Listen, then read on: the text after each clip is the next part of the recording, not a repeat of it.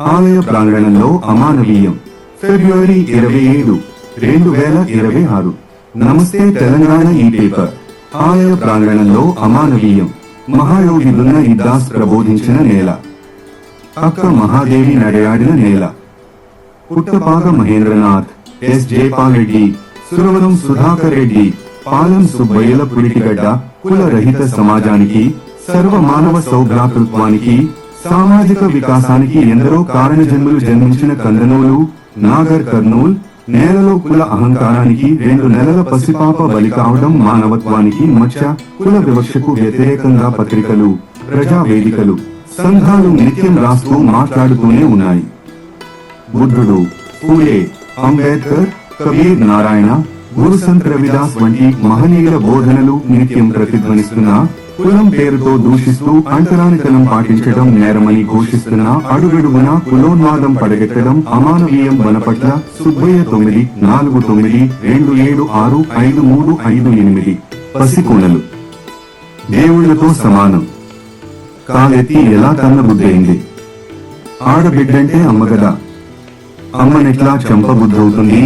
దేవుడు అందరికీ సమానమే కదా. వెలివేతలెందుకు మల్లన్న దేవుడు ఓ కులం జాగీరా. కాంగ్రెస్ ప్రజాపాలనలో ప్రజలకు శాంతి భద్రతలు ఎండమావులు అయ్యాయి. ముఖ్యంగా బీసీలు, ఎస్సీలపై దాడులు, అక్రమ కేసులు ఎక్కువయ్యాయి. తెలంగాణ సభ్య సమాజం తలదించుకునేటట్టుగా ప్రజలకు రక్షణగా ఉండాల్సిన కొంతమంది పోలీసులు నేరస్తులకు అండగా ఉండటం విచారకరం. అధికార పార్టీ నాయకుల మెప్పు కోసం నిబంధనలను, నిధులను గాలికి వదిలేసిన ఘటన కుమ్మర దేవాలయ జాతరలో జరిగింది. నా భర్తను కొట్టకండయ్యా, పచ్చి బాలింతను, 2 నెలల పసికందు నా బిడ్డ ముఖమన్నా చూడండి, మీ కాలు మొక్కుతా అని కాళ్ల మీద పడి చిలికేశ్వరం గణేష్.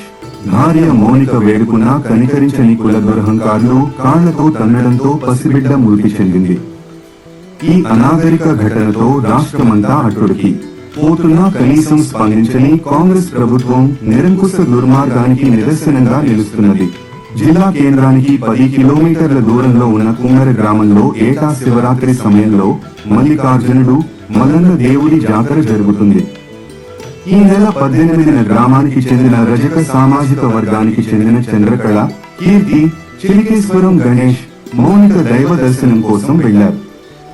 రజక వర్గానికి చెందిన చిలికేశ్వరం గణేష్, దళిత సామాజిక వర్గానికి చెందిన మానికది కులాంతర వివాహం. వీరికి 2 నెలల పాప ఉన్నది. ఆలయానికి వెళ్లిన సమయంలో 100 రూపాయలు ఎంట్రీ టికెట్ విషయంలో ఆలయ నిర్వాహకులకు, గణేష్ కు మధ్య వాదన జరిగింది. గ్రామంలో జరుగుతున్న జాతరకు స్థానికులకు టికెట్ లేదు కదా, మేము దేవుణ్ణి మొక్కుతాం అని అన్నారు. ఇంతకు ముందు దర్శించుకున్నోరెవరూ డబ్బులు ఇవ్వలేదు కదా, అందరూ ఉచితంగానే దర్శనం చేసుకుంటున్నారు, మమ్మల్ని ఎందుకు డబ్బులు అడుగుతున్నారు అని అడిగాడు. మమ్మల్ని నిలదీస్తావా అంటూ అహంకారంతో నిర్వాహకులు ఆలయం తలుపులు మూసేశారు. దేవాలయ జాతర నిర్వాహకులైన ఒకే వర్గానికి చెందిన పలువురు గణేష్ పై దాడికి పాల్పడ్డారు.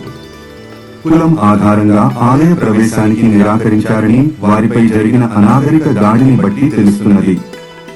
ఇప్పుడు ఆ తల్లి ముఖంలో చూడండి భరతమాత గోసను. ఆ తల్లి గర్భశోకాన్ని ఏ దేవుడు తీర్చుతాడు, ఏ ఆలయ నిర్వాహకులు ఓదార్చుతారు. శ్రీనివాసరెడ్డిపై గణేష్ చేసిన దూషణతో కూడిన audio clip drama WhatsApp group ప్రచారమైందని, దానికి మీరే కారణమంటూ విద్వేషం పెంచుకున్న ఆ ఊరి గ్రామ పెత్తందారులు గణేష్ ను పిలిపించారు. అక్కడే ఉన్న కొబ్బరికాయల గదిలో అతన్ని నిర్బంధించి తీవ్రంగా కొట్టారు. ఆ దెబ్బలకు తాళలేక అరుస్తుంటే అతని భార్య మౌనిక, తల్లి చంద్రకళ కన్నీరు మున్నీరయ్యారు. తన భర్తను వదిలిపెట్టండని మౌనిక ఎంత ప్రాధేయపడినా కనికరించలేదు సరికదా. కాలుతో తనడంతో ఆ తల్లి చేతుల్లోని 2 నెలల పసిపాప కింద పడిపోయింది. బాధితులు వెంటనే పసిబిడ్డను ప్రభుత్వ దవాఖానకు తరలించారు. వైద్యం అందుతూనే ఈ నెల 21న చిన్నారి మరణించింది. కుల అహంకార దాడి పసిబిడ్డను బలి తీసుకున్నది. తెలంగాణలో ప్రజాపాలన అని చెప్పుకుంటూ పాలన సాగిస్తున్న కాంగ్రెస్ రాచరికపు పాలనను చూపిస్తున్నది. నల్లగొండ, సూర్యాపేటలో ఇలాంటి అహంకార పాలననే నడుస్తున్నది. వెలుగులోకి రాని ఘటనలెన్నో. నిందితులు స్థానిక శాసనసభ్యుడికి అధికార పార్టీకి వత్తాసు పలకడంతో బాధితులిచ్చిన ఫిర్యాదుపై సకాలంలో పోలీసులు స్పందించకపోగా బాధితులపైనే ఎఫ్ఐఆర్ నమోదు చేసి కేసు పెట్టడం ఎంత దుర్మార్గం. బీసీలో సామాజిక చైతన్యం రావాలి. అప్పుడే సామాజిక న్యాయం సాధ్యమవుతుంది. చైతన్యం లేకపోవడం వల్ల కూడా అవమానిస్తూ దాడులు, హత్యలు చేస్తున్న దాడులు పెరుగుతున్నాయి. తిరిగి బాధితులపైనే కేసులు మోపుతున్నారని అనడానికి కుమ్మర ఆలయం వద్ద ఘటనే సాక్ష్యం. కుమ్మర ఘటనతో రాష్ట్రమంతా అటుడుకుతున్నా ప్రభుత్వానికి చీమ కుట్టినట్టుగా కూడా లేదు. 3 నిందితులను అరెస్టు చేశామని, మిగతా 5 పరారీలో ఉన్నారని చెప్తూ పోలీసులు చేతులు దులుపుకుంటున్నారు. పోలీసుల తీరును నిరసిస్తూ బాలిక కుటుంబ సభ్యులు, ఎస్సీ, ఎస్టీ, బీసీ, ప్రజా సంఘాలు, ప్రతిపక్షాల నేతలు ఆదివారం నుంచి వరుసగా ధర్నాలు చేస్తున్నారు. సమాజం, ప్రభుత్వం ఒక తల్లిలా, ఒక తండ్రిలా వ్యవహరించాలి. పేద వర్గాల వారిని కులాలు, ప్రాంతాలు, భక్తి పేరుతో వివక్ష చూపిస్తూ ఆధిపత్య వర్గాల వారికి కొమ్ము కాస్తూ సమాజ వికాసానికి విరుద్ధంగా నిలబడటం చరిత్రకు విద్రోహం. భారత రాజ్యాంగంలో చెప్పినట్టు ప్రతి మనిషికి ఒకే విలువ, ఒకే ఓటు, ఒకే గౌరవం అనే సూత్రాలు మహోన్నతమైనవి. ఆ సమానత్వాన్ని కలకాలం నిలబెట్టాలి.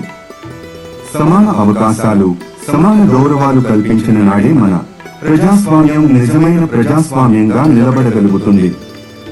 ఇక కుమ్మరలో చిన్నారి మృతి విషాదకరం. ఈ ఘటనపై సీఎం రేవంత్ నోరు తెరవకపోవడం విచారకరం. ఇప్పటికైనా స్పందించి బాధిత కుటుంబాన్ని పరామర్శించాలని డిమాండ్ చేస్తున్న వ్యాసకర్త, తెలంగాణ వికాస సమితి రాష్ట్ర అధ్యక్షుడు.